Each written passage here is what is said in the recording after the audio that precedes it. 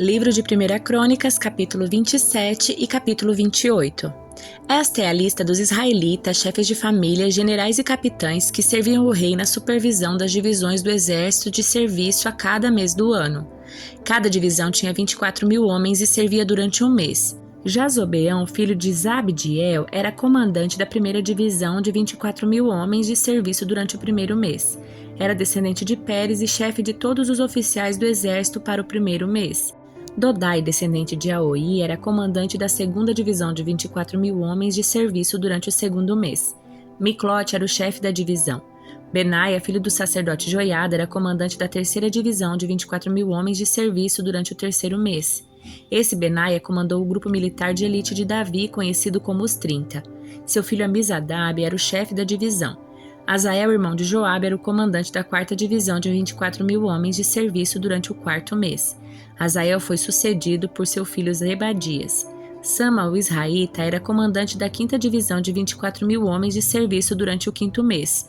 Ira, filho de Iques de Tecoa, era comandante da sexta divisão de 24.000 homens de serviço durante o sexto mês. Elis de Pelom, descendente de Efraim, era comandante da sétima divisão de 24.000 homens de serviço durante o sétimo mês. Sibecai de Uzate, descendente de Zera, era comandante da oitava divisão de 24.000 homens de serviço durante o oitavo mês. Abiezer de Anatote, da tribo de Benjamim, era o comandante da nona divisão de 24.000 homens de serviço durante o nono mês. Maarai de Nefotate, descendente de Zera, era comandante da 10ª divisão de 24.000 homens de serviço durante o 10º mês. Benaia de Piratom, em Efraim, era o comandante da 11ª divisão de 24.000 homens de serviço durante o 11º mês.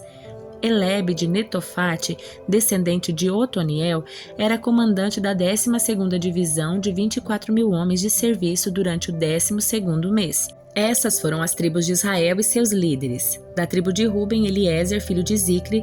Da tribo de Simeão, Zefatias, filho de Maaca. Da tribo de Levi, Asabias, filho de Quemuel. Da tribo de Arão, o sacerdote Zadok. Da tribo de Judá, Eliú, irmão de Davi. Da tribo de Issacar, Onri, filho de Micael. Da tribo de Zebulon, Ismaías, filho de Obadias. Da tribo de Naftali, Jeremote, filho de Azriel. Da tribo de Efraim, Oséias, filho de Azazias. Da tribo de Manassés, a oeste, Joel, filho de Pedaías. Da tribo de Manassés, em Gileade, a leste, Ido, filho de Zacarias. Da tribo de Benjamim, Jaziel, filho de Abner. Da tribo de Dan, Azareel, filho de Jeroão.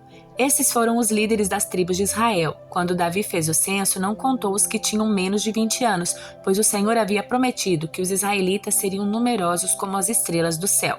Joabe, filho de Zeruia, começou o censo, mas nunca o terminou, porque a ira de Deus caiu sobre Israel. O número total nunca foi anotado nos registros oficiais do rei Davi. Asmavete, filho de Adiel, era encarregado dos depósitos do palácio. Jonatas, filho de Uzias, era encarregado dos depósitos nos campos, nas cidades, nos povoados e nas fortalezas. Esri, filho de Quelube, era encarregado dos trabalhadores nos campos que cultivavam as terras. Simei de Ramá era encarregado dos vinhedos. Zabde de Sifá era encarregado das uvas e do fornecimento de vinho. Baal-Anã de Gederá era encarregado das plantações de oliveiras e figueiras bravas do rei nas colinas de Judá. Joás era encarregado dos depósitos de azeite. Sitrai de Saron era encarregado do gado na planície. Safate, filho de Adlai, era encarregado do gado nos vales. Obil, o ismaelita, era encarregado dos camelos. Gedias de Meronote era encarregado dos jumentos. Jazes, o agareno, era encarregado das ovelhas. Todos esses oficiais administravam as propriedades do rei Davi. Jonatas, tio de Davi, era conselheiro do rei, homem sábio e também escriba. Jeiel, filho de Acmone, era responsável por ensinar os filhos do rei. Aitofel era conselheiro do rei. Uzai, o arquita, era amigo do rei. Aitofel foi sucedido por Joiada, filho de Benaia, e por Abiatar. Joabe era comandante do exército do rei. Davi convocou todos os oficiais de Israel para irem a Jerusalém, os líderes das tribos, os comandantes das divisões do exército, os generais e os capitães, os administradores das propriedades dos rebanhos do rei, os oficiais do palácio, os guerreiros valentes e todos os outros soldados do reino. Davi se pôs em pé e disse: Meus irmãos e meu povo, era meu desejo construir um templo onde a arca da aliança do Senhor, o lugar de descanso dos pés do nosso Deus, repousasse para sempre. Fiz os preparativos necessários para construí-lo construí-lo, mas Deus me disse: você não construirá um templo em honra ao meu nome, pois é homem de guerra e derramou muito sangue. Contudo, o Senhor, o Deus de Israel, me escolheu dentre toda a família do meu pai para ser rei em Israel para sempre. Escolheu a tribo de Judá para governar, e dentre as famílias de Judá escolheu a de meu pai. Dentre os filhos do meu pai agradou-se de me fazer rei sobre todo Israel. E dentre os muitos filhos que o Senhor me deu, escolheu Salomão para ser o meu sucessor no trono de Israel e para governar o reino do Senhor. Ele me disse: seu filho Salomão construirá meu templo e meus pátios, pois eu o escolhi para ser meu filho e eu serei seu pai. E se ele continuar a obedecer a meus mandamentos e estatutos como obedece hoje, farei seu reino durar para sempre. Agora, portanto, com Deus como nossa testemunha e diante de todo Israel, a comunidade do Senhor, eu lhes digo: tenham o cuidado de obedecer a todos os mandamentos do Senhor seu Deus para que continuem a possuir esta boa terra e a deixem para seus filhos como herança permanente. E você, meu filho Salomão, aprenda a conhecer o Deus dos seus antepassados. Sirva-o de todo o coração e com a alma alegre, pois o Senhor vê todos os corações e conhece todos os planos e pensamentos. Se você o buscar, o encontrará. Mas se você o abandonar, ele o rejeitará para sempre. Portanto, leve isso a sério. O Senhor o escolheu para construir um templo que sirva de santuário. Seja forte e faça o trabalho. Então Davi entregou a seu filho Salomão as plantas do templo e de tudo que ficava ao redor, incluindo a sala da entrada, os depósitos, as salas dos andares superiores, as salas internas e o lugar de expiação. Davi também entregou a Salomão as plantas de tudo o que havia planejado para os pátios do templo do Senhor, das salas externas, dos tesouros e dos depósitos para as ofertas dedicadas ao Senhor. Deu ainda instruções a respeito das divisões dos sacerdotes e dos levitas, além das responsabilidades no templo do Senhor e das especificações para os objetos usados no serviço do templo. Davi deu instruções a respeito de quanto ouro e quanta prata deviam ser usados para confeccionar esses objetos para o serviço. Informou a quantidade de ouro necessária para os candelabros e as lâmpadas de ouro e a quantidade de prata necessária para os candelabros e as lâmpadas de prata, de acordo com o uso de cada um. Especificou a quantidade de ouro para a mesa sobre a qual seriam colocados os pães da presença e a quantidade de prata para as outras mesas. Davi também especificou a quantidade de ouro puro para os garfos, as bacias, os jarros e as tigelas, bem como a quantidade de prata para as tigelas. Especificou ainda a quantidade de ouro refinado para o altar de incenso e, por fim, entregou-lhe o projeto para o trono do Senhor, os querubins de ouro cujas asas se estendiam sobre a arca da aliança do Senhor. Davi disse a Salomão: todos os detalhes dessas plantas me foram escritos sob a direção do Senhor. E continuou: seja forte e corajoso e faça o trabalho. Não tenha medo nem desanime, pois o Senhor Deus, meu Deus, está com você.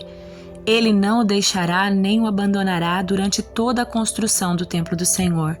As divisões dos sacerdotes e dos levitas servirão no templo do Senhor. Outros, com todo tipo de habilidade, se oferecerão para ajudar, e os oficiais e todo o povo estarão às suas ordens. Salmo de número 93. O Senhor reina. Está vestido de majestade. Sim, o Senhor está vestido de majestade e armado de força. O mundo permanece firme e não será abalado. Teu trono permanece desde os tempos antigos. Tu existes desde a eternidade. As águas subiram, ó Senhor. As águas rugiram como trovão. As águas levantaram ondas impetuosas, mais poderoso que o estrondo dos mares. Mais poderoso que as ondas que rebentam na praia, mais poderoso que tudo isso é o Senhor nas alturas. Teus preceitos soberanos não podem ser alterados. Teu reino, Senhor, é santo para todo sempre. Primeira carta aos Tessalonicenses, capítulo 2. Vocês mesmos sabem, irmãos, que a visita que lhes fizemos não foi inútil. Sabem como fomos maltratados e quanto sofremos em Filipos antes de chegarmos aí.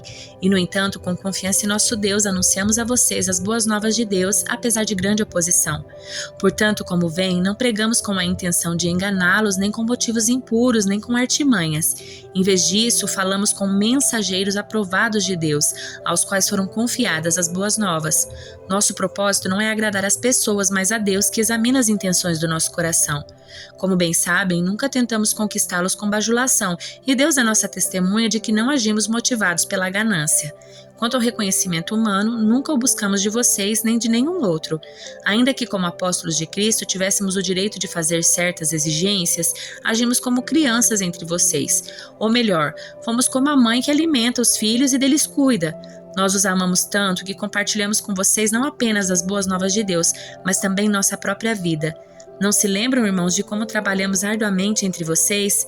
Noite e dia nos esforçamos para obter sustento a fim de não sermos um peso para ninguém enquanto lhes anunciávamos as boas novas de Deus.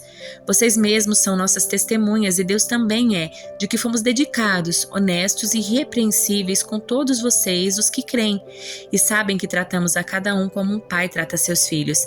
Aconselhamos, incentivamos e insistimos para que vivam de modo que Deus considere digno, pois Ele os chamou para terem parte em seu reino e em sua glória. Portanto, nunca deixamos de agradecer a Deus, pois quando vocês receberam de nós a mensagem dele, não consideram nossas palavras meras ideias humanas, mas as aceitam como palavras de Deus, o que sem dúvida são.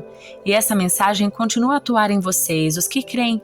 Então, irmãos, vocês foram perseguidos por seus próprios compatriotas, tornando-se assim imitadores das igrejas de Deus em Cristo Jesus na Judéia, que também sofreram nas mãos do seu próprio povo, os judeus. Eles mataram o Senhor Jesus e os profetas e agora também nos perseguem.